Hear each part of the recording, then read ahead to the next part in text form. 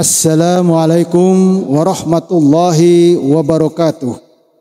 Alhamdulillahi rabbil alamin. Wabihi nasta'inu ala umurid dunya waddin. Wassalatu wassalamu ala asrafil anbiya'i wal mursalin. Sayyidina wa maulana Muhammadin wa ala alihi wa sahbihi ajma'in. Amma ba'd. Pertama-tama, marilah kita bersama-sama memanjatkan puji syukur kehadirat Allah yang Maha Ghafur, yang telah memberikan kita ribuan nikmat.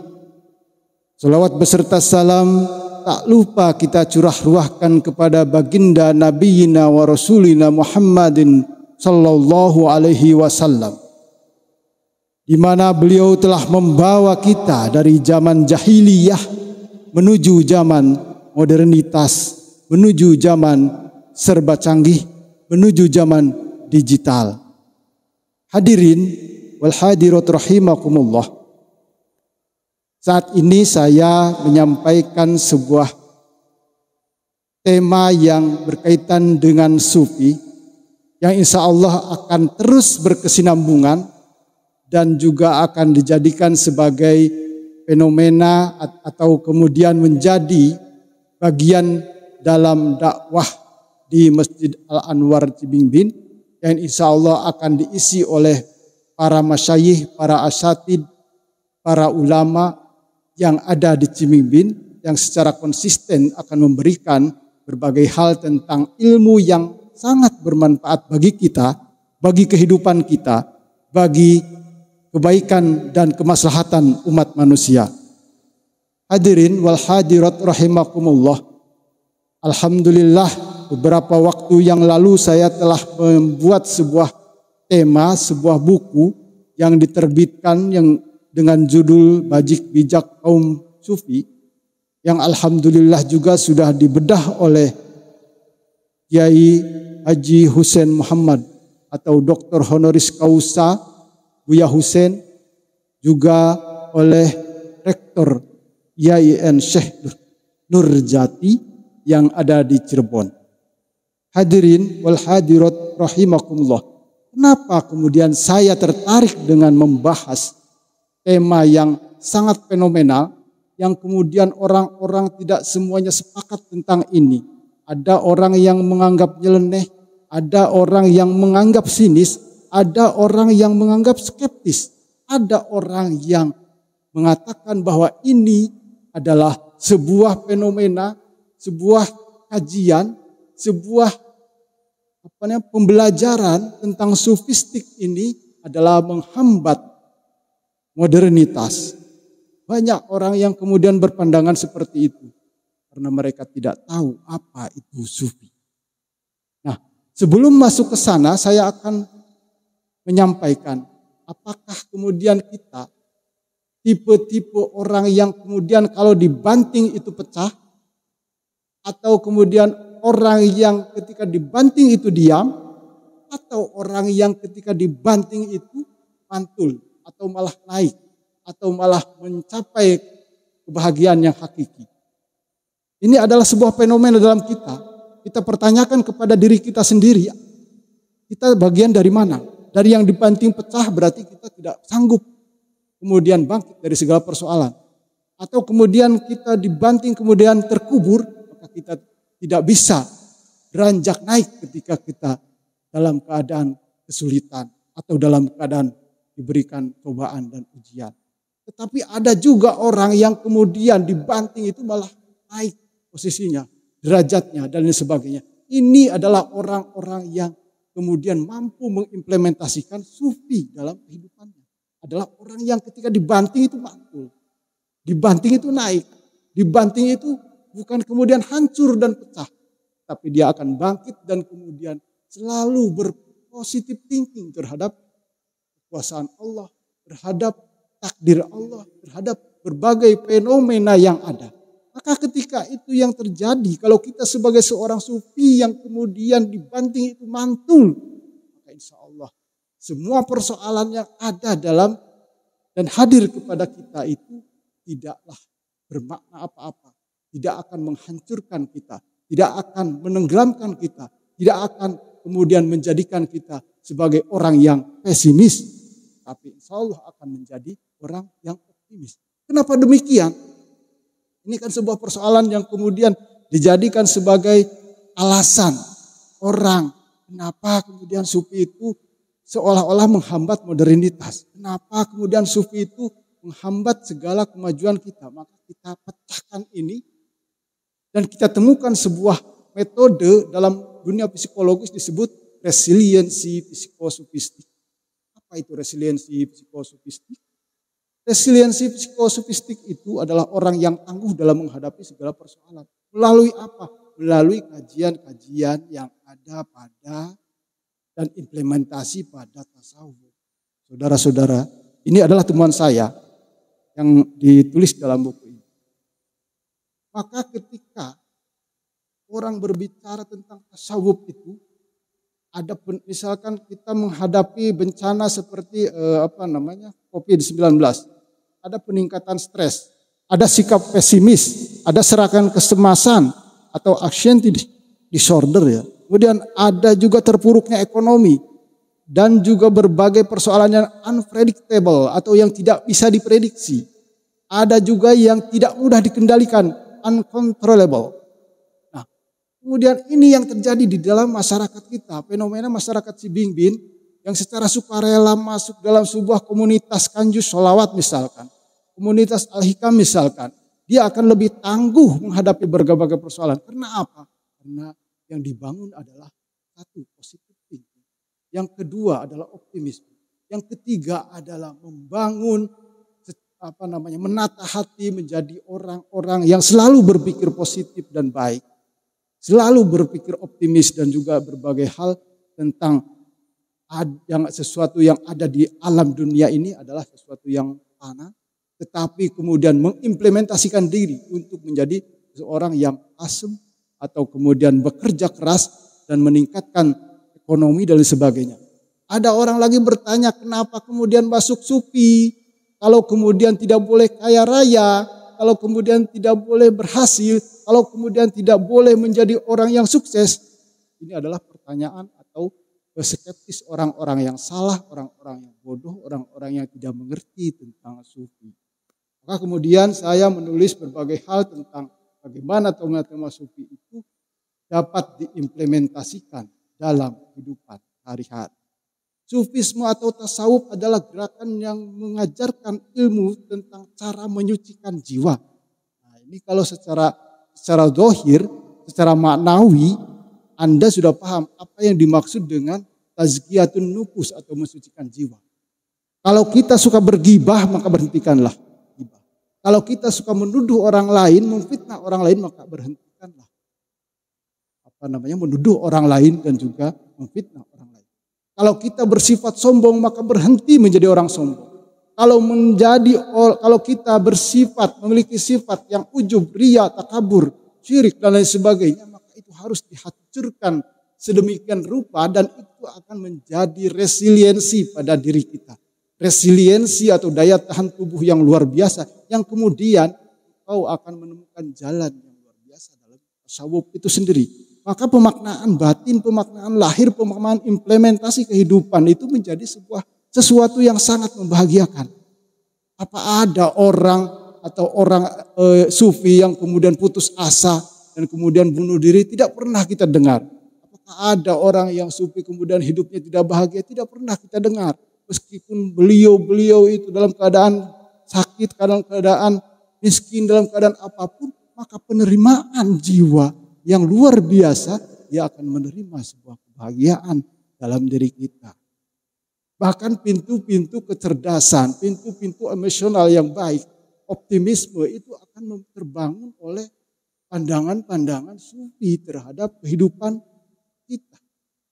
Pandangan-pandangan tazkiyatun nufus, pembersihan jiwa yang bersih itu bisa membuat sebuah tema-tema baru yang meloloskan diri dari jeratan kemiskinan, dari jeratan segala hal.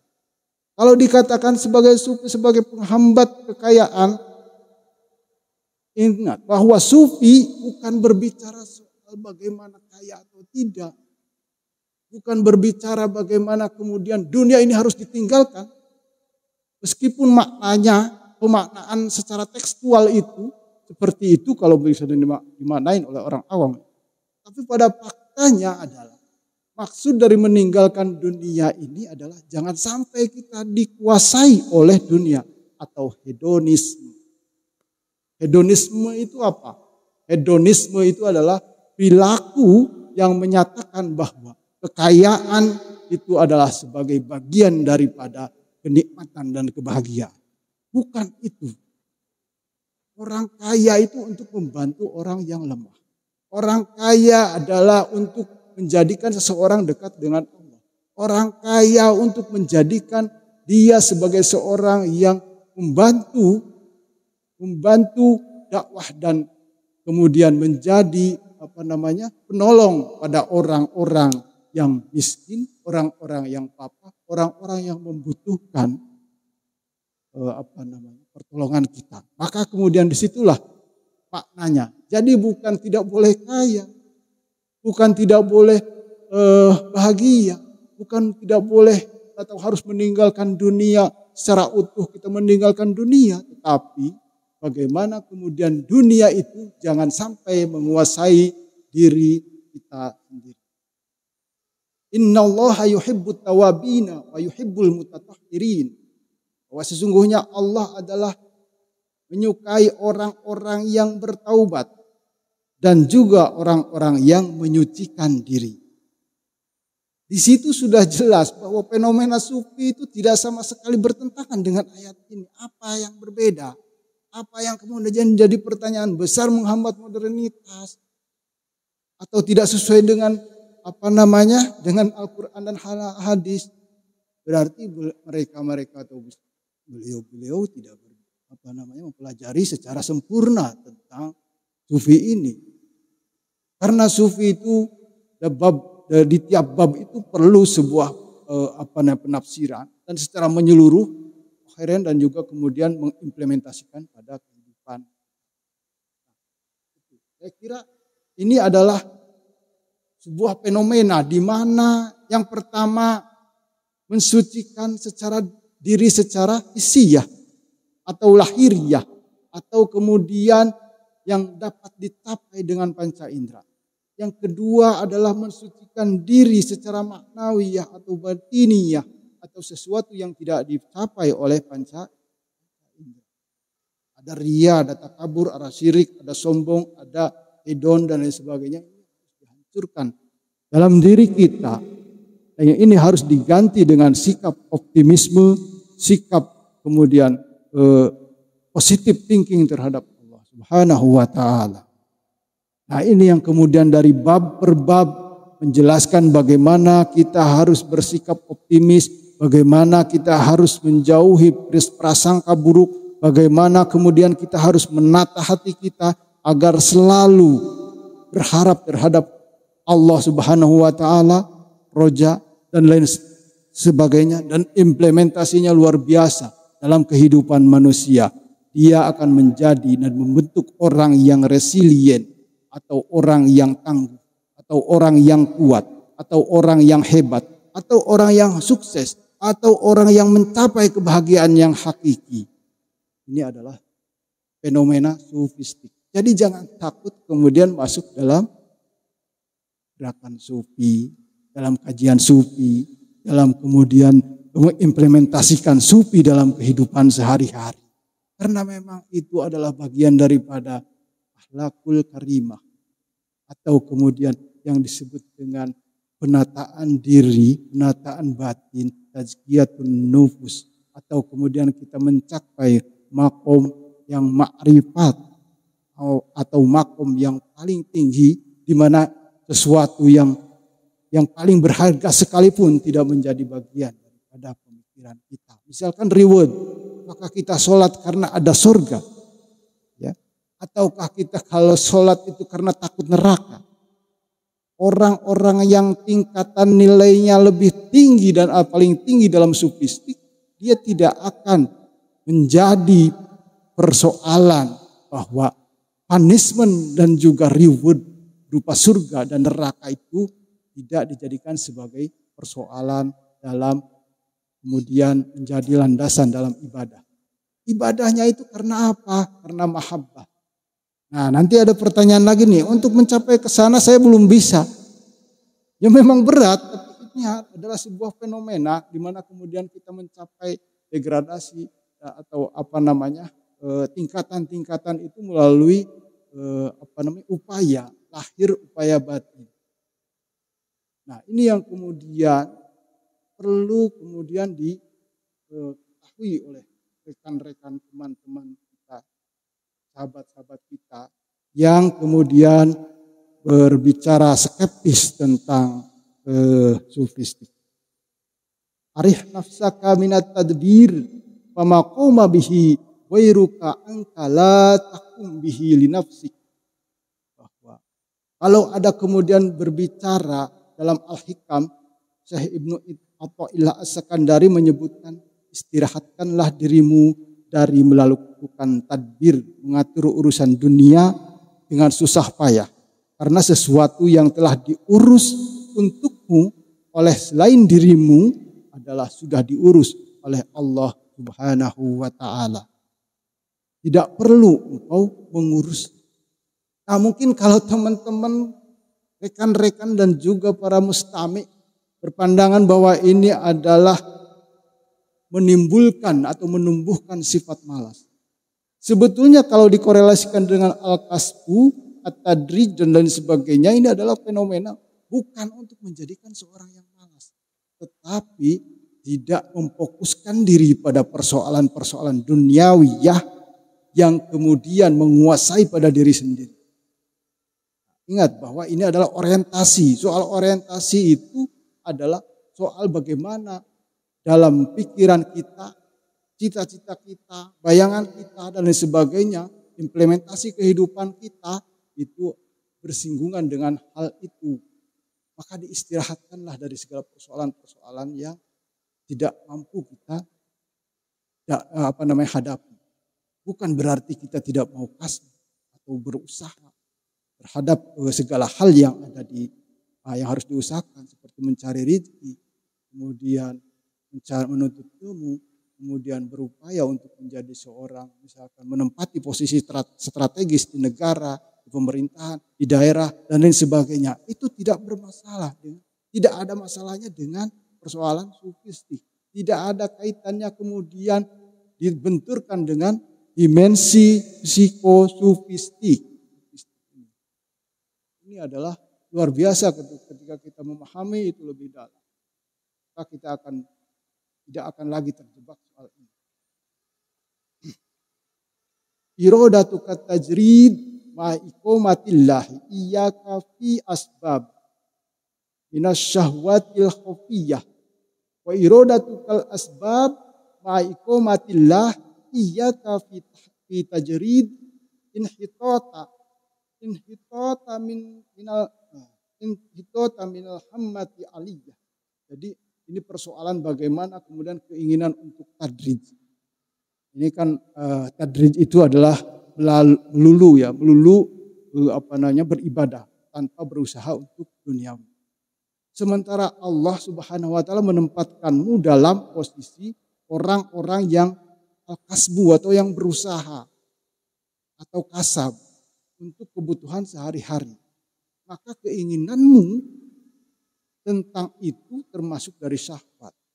Nah, ini kan persoalan. Jadi kalau kita benturkan bahwa al-kasbu dan juga istidraj, at-tajrid at-tajrid dengan kemudian al-kasbu, ini adalah sesuatu yang bertentangan. Tapi kalau kita ditempatkan oleh Allah, kamu itu harus menempati usaha, kamu itu harus sebagai seorang pedagang, kamu sebagai seorang pejabat, kamu sebagai seorang akademisi, kamu sebagai seorang petani, kamu seorang apapun itu pekerjaannya, maka ini adalah masuk dalam al-kasbu.